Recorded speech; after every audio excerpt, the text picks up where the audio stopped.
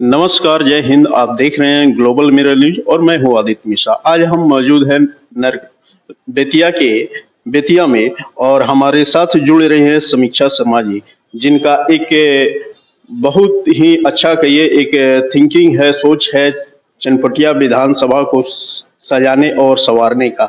आइए इनसे हम जानने का प्रयास करेंगे कि आखिर क्या लक्ष्य इन्होंने लेके चला है चनपटिया विधानसभा को सजाने के लिए।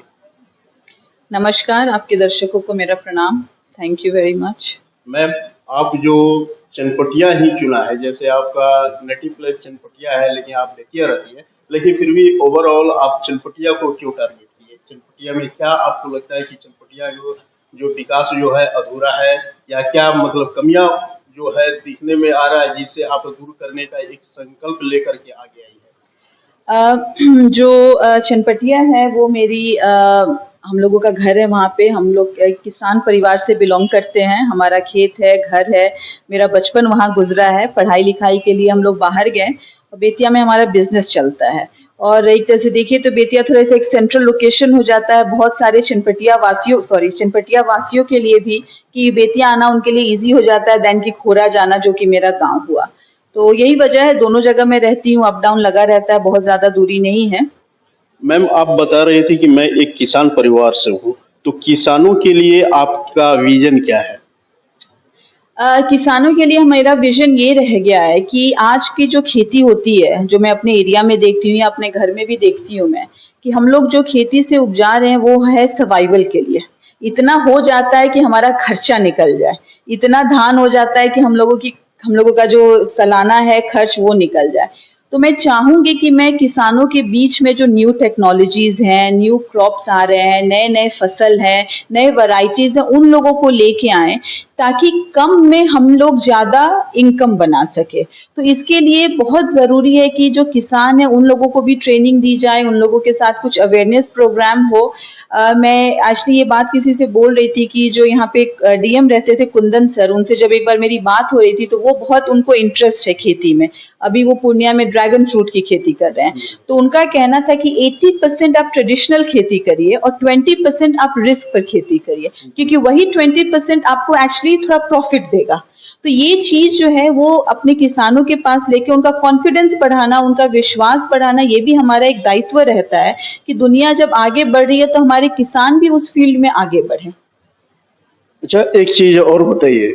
जैसे मतलब ये देखा जा रहा है कि आपके पिताजी जो है इस चंपारण को लगातार कुछ ना कुछ मतलब बहुत बढ़िया तरह से उनका दायित्व जो है चंपारण में रहा, और यहाँ से बहुत सारे एमएलसी हुआ करते थे, एमपी हुआ करते थे, एमएलए हुआ करते थे, लेकिन आज क्या कारण है कि कांग्रेस का सीट जो है चंपारण में लूज होता नजर आ रहा है? आप इसको किस नजर से देखते देखिए, कमियाँ कहीं न कहीं हमारे तरफ से होती होगी, ताकि क्योंकि हम लोग जनता का वो विश्वास नहीं जीत पा रहे हैं। लेकिन वोट्स तो हैं, आप देखिएगा कि किसी भी इलेक्शन में जो भी अगर हम लोग हारे भी हैं तो दूसरे नंबर पे हैं और अच्छे वोट्स लेके हम लोग दूसरे नंबर पे हैं। तो उसी की तैयारी हो रही है। पिछले 5 साल से मैं अपनी जनता के बीच में जा रही हूँ, घर-घर जा रही हूँ।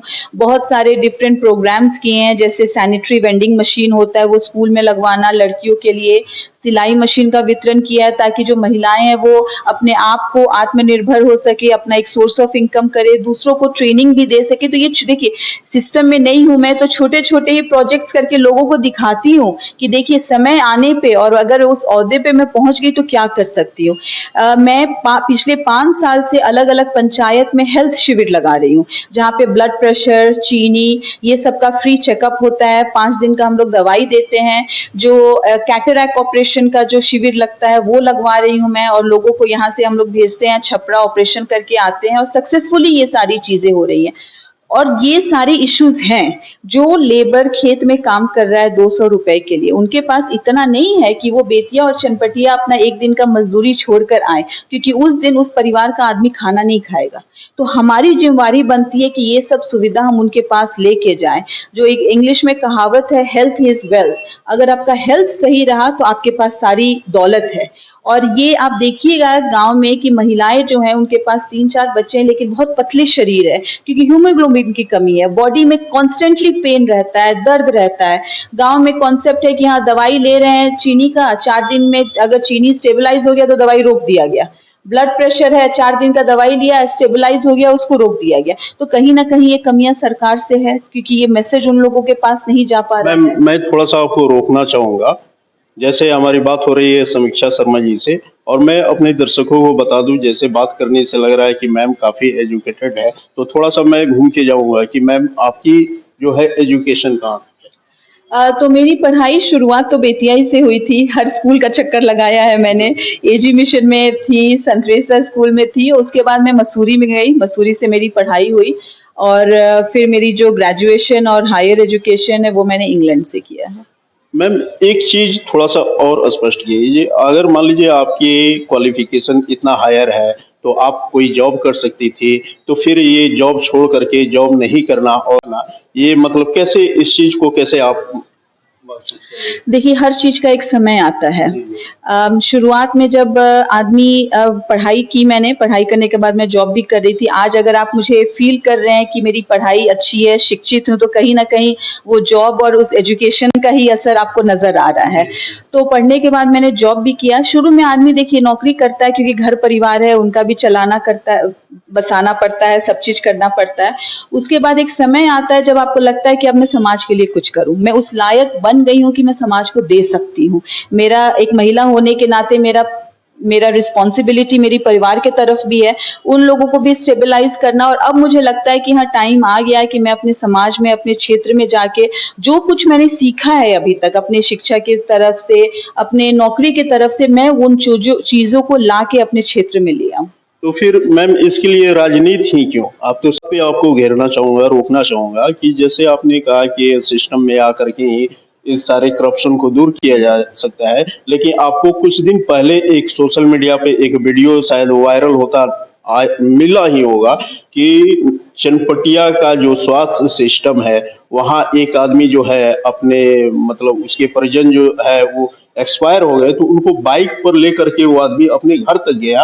तो इतना घिनौना जो काम हुआ उस हॉस्पिटल में, इसको आप किस नजर से देखते I just correct you, Chanpatia Vidhan Sabha के वो नहीं थे, वो इंसिडेंट साठी में हुआ था, हैं? और वहां से वो लोग चनपटिया लेके आया था लोग। तो ये जो यही again coming back to the, जब मैंने बात की थी चनपटिया हॉस्पिटल से, तो वहां पे बोला गया था कि अगर कोई इंजर्ड है तो वहां पे एम्बुलेंस जाएगा, एम्बुलेंस से वो बॉडी और वो इंसान आएंगे हॉस्पिटल।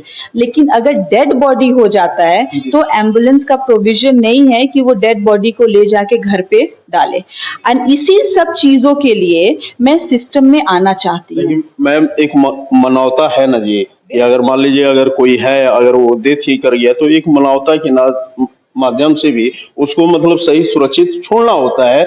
लेकिन यहाँ सिस्टम का जो बात आप कर रही है, इस सिस्टम जो है कहीं ना कहीं दिल झकझोर देने का काम कर रहा है। ऐसा नहीं होना चाहिए। इस चीज को, इस वीडियो को देख करके हम लोग भी बहुत इंस्पायर हुए थे कि ऐसा नहीं होना चाहिए। दूसरी बात मैं आऊंगा शिक्षा के ऊपर, जैसे आपने बताया। Let me just add there, जो आप बात कर रहे थे, मैं ये बोलूंगी कि देखिए, जो उस हॉस्पिटल में, मैंने हॉस्पिटल मैनेजर से भी बात की थी, वहां पे जो प्रेजेंट थे प्रोफेशनल, सबसे बात की, और उन्होंने बोला कि जो सिस्टम है, मानवता की आप बात करें, और हर कोई चाहता है, आप भी चाहिएगा, मैं भी चाहूंगा, आप किसी को भी देखिएगा तो आपको लगेगा मैं उसके लिए क्या कर सकता हूँ। लेकिन हम लोग सब लोग कहीं ना कहीं बंधे हुए हैं, और उस चीज को सुधारने के लिए, मान लीजिए ये जो इश्यू देखा मैंने, अगर मैं इसमें आवाज उठाती हूँ as a Janata, as a समीक्षा शर्मा, बहुत कुछ फर्क नहीं पड़ेगा, क्योंकि इसके लिए आप, लेकिन अगर ये चीज मैं अपने विधानसभा वहां बैठ के पार्लियामेंट उठाती हूँ तो उसका फर्क पड़ेगा।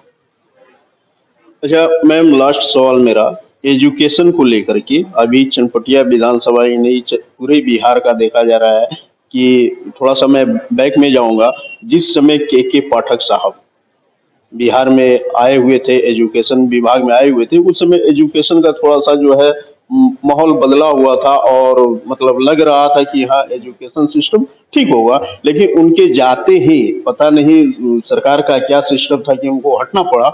लेकिन उनके जाते ही आज देखा जाए तो सेम कंडीशन जो पहले था वो आज भी है। इसको लेके क्या है? बहुत अफसोस की बात है कि हमारा जो एजुकेशन सिस्टम है वो इस तरह का है, जब यही बिहार है जो आज टॉप आईएएस आईपीएस लोगों को स्टिल क्रिएट करता है। और किस लिए किस तरह से क्रिएट करता है, क्योंकि हुनर है हमारे बच्चों में, वो बाहर जाते हैं, बाहर जाके अपनी शिक्षा लेते हैं, अपनी तैयारी करते हैं, कॉम्पिटिशन्स बैठते हैं और निकाल लेते हैं, और फिर वो वापस यहाँ नहीं आ पाते हैं, बाहर में उनकी जॉब लग जाती है, वो चाहे सॉफ्टवेयर इंजीनियर हो, साइंटिस्ट हो या जो भी हो। तो जो आपने बात किया था कि चनपटिया विधानसभा में आपका क्या विजन है, तो one of the most important vision is education system. जब तक हमारी नींव मजबूत नहीं रहेगी, हमारा मजबूत नहीं हो सकता है। आप किसी भी सरकारी प्राइमरी स्कूल में जाइए,